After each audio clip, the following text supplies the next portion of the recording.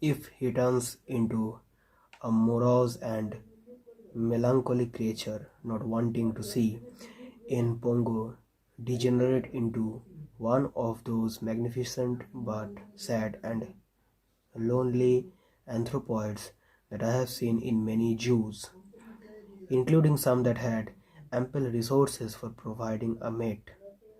I thought the time had come to try procure a wife for Pongo, even though I knew that our funds would probably not stretch that far. I telephoned the dealer from whom we had gotten Pongo and asked him about the possibilities of obtaining a female gorilla.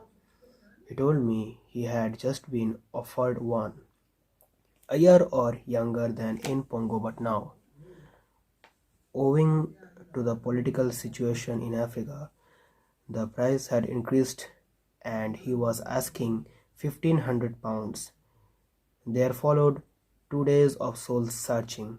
I knew we could not afford that amount of money in a lump sum, but we might be able to do it if it were spread over a period.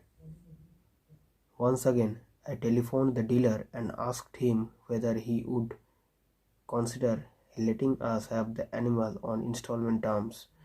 To his credit and to my relief, he agreed and said that his representative would bring her over to Jersey in a week's time.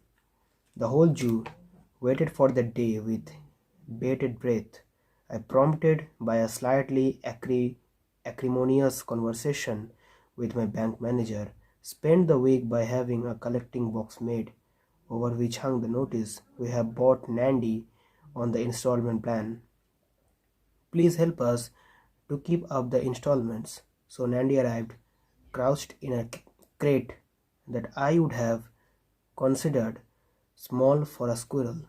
She, like Pongo, appeared to be in a perfect condition. Her fur was glossy. She was fat, and her skin had a sheen like satin. But at first sight of her, it was her eyes that impressed me the most. Pongo's eyes, as I said, were small and deep set, calculating the fool of humor. Nandy's eyes were large and lustrous, and when she looked sideways, she showed the whites of them. But they were frightened eyes that did not look at you squarely. They were the eyes of an animal that had little experience of human beings, but even that limited experience had given her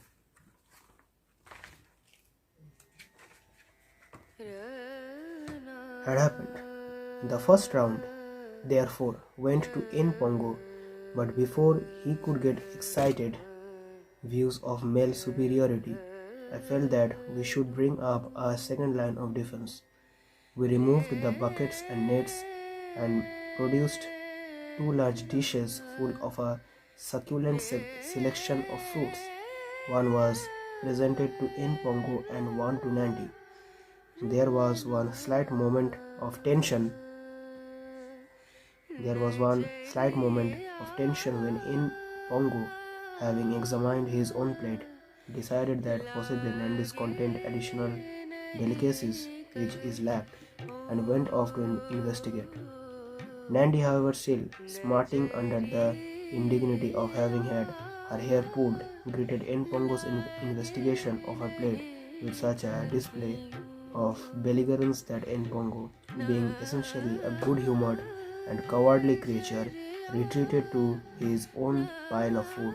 For the next half hour, they both fed contentedly at opposite ends of the cage. That night, Pongo, as usual, slept on his wooden shelf, while Nandy, looking like a thwarted suffragette, curled up on the floor. All through the following day, they had little justs with each other to see who could occupy what position. They were working out their own protocol. Should Nandy be allowed to swing on the rope when Pongo was sitting on the cross beam? Should Pongo be allowed to pinch Nandi's carrots even though they were smaller than his own? It had the childishness of a general election but was 3 times as interesting. However, by that evening, Nandi had achieved what amounted to votes for female gorillas, and both she and Pongo shared the wooden shelf. Judging by the way Pongo snuggled up to her, he was not at all averse to this invasion of his bedroom.